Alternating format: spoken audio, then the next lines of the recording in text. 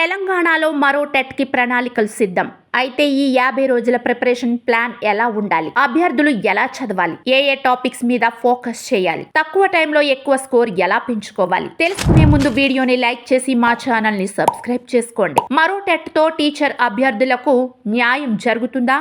1 జరుగుతుంది, 2 జరగదు. మీ ఆన్సర్ ని కామెంట్ బాక్స్ లో కామెంట్ చేయండి. ఉపాధ్యాయ వృత్తిలో అడుగు పెట్టాలనుకుంటే టెట్ లో ఉత్తీర్ణత తప్పనిసరి. బీఈడి, డిఈడి అభ్యర్థులు టెట్ లో రాణించేందుకు కృషి చేస్తే అదే ప్రిపరేషన్ తో భవిష్యత్తులో నిర్వహించే టీచర్ నియామక పరీక్షల్లోనూ విజయ అవకాశాలను మెరుగుపరుచుకోవచ్చు. తెలంగాణ ప్రభుత్వం ఉపాధ్యాయ ఉద్యోగార్థులకు ఇప్పటికే గుడ్ న్యూస్ చెప్పింది. తాజాగా టీచర్ ఎలిజిబిలిటీ టెస్ట్ నోటిఫికేషన్ విడుదల చేసింది. ఇప్పటికే దరఖాస్తుల ప్రక్రియ కూడా ప్రారంభమైంది. పేపర్ 1 పరీక్షను బీఈడి అభ్యర్థులు రాసుకునేందుకు ప్రభుత్వం అవకాశం కల్పించారు. బీఈడి అభ్యర్థులు పేపర్ 2తో పాటు పేపర్ 1 పరీక్ష కూడా రాసుకునే అవకాశం కల్పించింది ప్రభుత్వం. టెట్ పరీక్షను పేపర్ 1, పేపర్ 2 పేరిట 2 పేపర్లుగా నిర్వహించనున్నారు. 1 నుంచి 5వ తరగతి వరకు బోధనకు టెట్ పేపర్ 1లో ఉత్తీర్ణత సాధించాల్సి ఉంటుంది. 6 నుంచి 8వ తరగతి వరకు బోధించడానికి టెట్ పేపర్ 2లో ఉత్తీర్ణత సాధించాల్సి ఉంటుంది. టెట్ పేపర్ 1, పేపర్ 2లలో కనీస అర్హత మార్కులు సాధించాల్సి ఉంటుంది. జనరల్ కేటగిరీ అభ్యర్థులు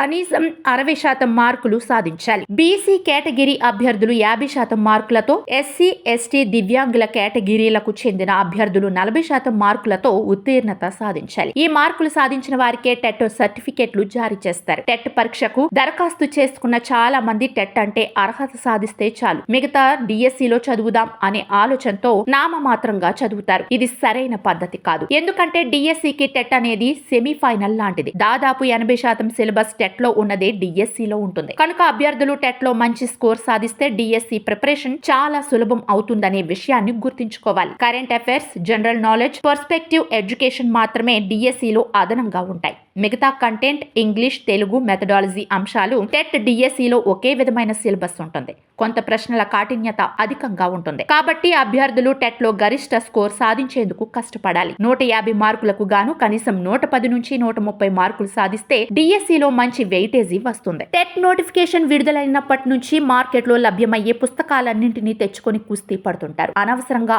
ఆందోళనకు గురవుతుంటారు. ఇది మంచి పద్ధతి కాదు. ముఖ్యంగా మొదటిసారి టెట్ రాసే వారిలో ఇది ఎక్కువగా ఉంటుంది. అయితే అనవసర టెన్షన్స్ లోను కాకుండా డిఈడి, బీఈడి సిలబస్ రాష్ట్ర ప్రభుత్వం ప్రచురించిన పాఠ్య పుస్తకాలను ప్రామాణికంగా తీసుకొని చదివితే మంచి స్కోర్ సాధించవచ్చు. ప్రశ్నాపత్రం తయారు చేసే నిపుణులు ప్రామాణిక పుస్తకాలని ఆధారంగా తీసుకుంటారని అభ్యర్థులు గమనించాలి. అలాగే సిలబస్ విషయంలోనూ గందరగోళానికి గురవుతుంటారు. క్వశ్చన్ పేపర్ ఎలా ఉంటుంది, ఏదైనా మార్పులు చేర్పులు ఉంటాయా అనే ఆలోచన మొదలవుతుంది. అయితే ఈసారి దాదాపుగా పాత పద్ధతిలోనే, అంటే తెలంగాణ రాష్ట్రం ఏర్పాటైన తర్వాత సవరించిన సిలబస్ తోనే పరీక్ష నిర్వహించనున్నారు. అనవసర ఆందోళన పక్కన పెట్టి గత టెట్ సిలబస్ షీట్ ను పక్కన పెట్టుకొని ప్రిపరేషన్ ప్రారంభించడం ఉపయుక్తం. ప్రిపరేషన్ ప్రారంభంలోనే model paper practice, bit bank practice చేయడం లాంటివి కాకుండా సిలబస్ లోని అంశాల థియరీ పార్ట్ ను ఖచ్చితంగా చదవాలి. ఆగస్టు నెలాఖరు వరకు ప్రిపరేషన్, తర్వాత వారం రోజులు రివిజన్ కు, చివరి వారంలో ప్రాక్టీస్ కోసం కేటాయించుకొని చదివితే మంచిది. కీలక పాఠ్యాంశాలపై పట్టు ఉంటే మిగిలిన